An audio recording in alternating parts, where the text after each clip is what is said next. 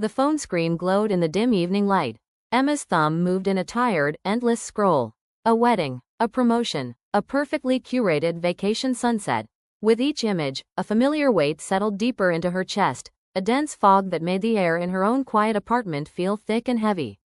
It wasn't envy, not exactly. It was a gnawing sense of being behind, of living a life that was somehow less than. Then she saw it, a photo of an old colleague, beaming, announcing the launch of her own successful business. The caption was full of words like, hustle, and dreams. Emma's own reflection stared back from the black screen, a woman in soft pajamas, surrounded by the gentle clutter of an ordinary Tuesday. A wave of hot shame washed over her. This was it, the invisible coat she'd been carrying for years, woven from every highlight reel she'd ever consumed, suddenly felt like lead. She closed the app, the screen went dark, but the heavy, silent weight in the room remained. It was still there. This weight wasn't just about wanting what others had. It was a quieter, more insidious theft. It was the loss of her own self. Every achievement of a friend became a silent measure against her own. Every vacation photo was a judgment on her quiet weekend. Her internal world had become a constant commentary, a voice that whispered, "You should be further along. Your life should look more like that." This habit of comparison stole the color from her own moments. A quiet cup of coffee became a sign she wasn't busy or important enough. A walk in the park was time not spent, grinding. She was performing a life, even when no one was watching, trying to meet an invisible standard set by 1,000 strangers. The exhaustion was a low, constant hum. The turning point came on a Thursday afternoon. She was trying to read a book, but her mind was elsewhere, tallying her failures against an acquaintance's new kitchen renovation. She put the book down. The thought arrived, clear and simple. This is a habit. It is not the truth. The weight was something she was putting on herself, day after day. It was a choice, even if it didn't feel like one. The first small step was to just name it, to look at the feeling of inadequacy and say, quietly, "Ah, there you are." The comparison, no fighting it, no judgment, just noticing. The act of naming it created the tiniest sliver of space between her and the heavy feeling. That small space was everything. It was the first crack in the armor of the burden. She began to see that the weight wasn't a permanent part of her, it was something she picked up, something she could learn to set down. The exhaustion came from carrying it, from believing the commentary was real. The realization wasn't a loud, dramatic moment. It was a quiet settling, a gentle understanding that the path to lightness wasn't about achieving more, but about carrying less. It was about learning to stop comparing her behind the scenes with everyone else's highlight reel. The work was not to build a life that looked impressive from the outside, but to build one that felt true on the inside. This shift in focus, from external validation to internal alignment, was the beginning of her release. Instead of measuring her life against an external ruler, Emma began a different practice. She started to notice her own reactions. When the pang of comparison would arise, seeing a friend buy a house, for instance, she would pause. She would observe the tightness in her chest, the quickening of her breath. She didn't try to stop the thought or the feeling. She just watched it, with curiosity. What was underneath this? Was it a genuine desire for a house, or was it a fear of being left behind? More often than not, it was the latter.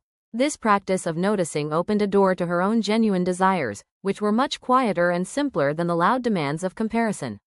She realized she didn't actually want a massive, high-pressure career, she wanted time to read. She didn't need a perfectly styled home, she wanted a comfortable space where she could relax. The comparisons had been pointing her toward a life that wasn't hers to live. The first small victory was choosing an activity purely for the joy of it.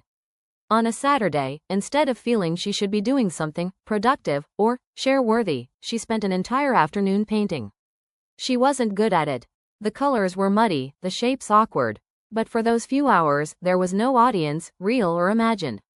There was only the brush, the paper, and the quiet focus of her mind. There was no weight. When she finished, she felt a subtle lightening, a sense of fullness that was entirely her own. This was the contrast. The heavy coat of comparison was woven from fear and shoulds. It was stiff and restrictive. The lightness of self-trust was soft and flexible. It came from making choices that felt authentic, even if they were small or unremarkable. It was the difference between living for an imaginary panel of judges and living for herself. She began to trust the feeling of lightness as her guide. If a decision made her feel heavier, more anxious, it was often fueled by comparison. If it brought a sense of calm and rightness, it was coming from a truer place. This different kind of mirror didn't show her what she lacked. It reflected back the person she actually was, and slowly, she began to like what she saw. The reflection was imperfect, quiet, and entirely her own. And that was enough. The real work began in the small, quiet moments. Letting go of the weight wasn't a single event, it was a daily, gentle practice of release. Emma learned to use her breath as an anchor. When she felt the familiar tug of comparison, a tightness in her shoulders, a restless urge to check her phone, she would stop. She would breathe in slowly for 4 counts, feeling the air fill her lungs. She would hold for 2, and then breathe out for 6, imagining the heavy coat slipping from her shoulders with each long exhale. She wasn't trying to stop the thoughts. That was the key. The thoughts of, not enough, would still come, like birds flying past a window. The practice was to notice them without letting them build a nest in her mind. She would acknowledge the thought, there's the story that I'm failing, and then return her attention to the breath. She was changing her relationship to the noise, not demanding the noise stop. Some days it was easy. The breath felt like a smooth, cool stone in her hand, steadying her. Other days, the storm of comparison felt overwhelming, and all she could do was one single, shaky breath. But she did it anyway. Each small release, each conscious return to her own center, built a tiny thread of resilience. Over weeks, these threads began to weave together into a stronger fabric. There were moments of relapse, of course. A bad day at work would send her spiraling into scrolling, and the old heavy feeling would return with a vengeance. But the practice had taught her something crucial. Relapse was not failure. It was just part of the path. Instead of criticizing herself for failing, she learned to meet the setback with a gentle curiosity. Okay, she would say to herself, the weight is back. What triggered it? What do I need right now? This self-compassion was a more powerful tool than any amount of self-criticism had ever been. The space created by this practice of release was where her true self began to emerge.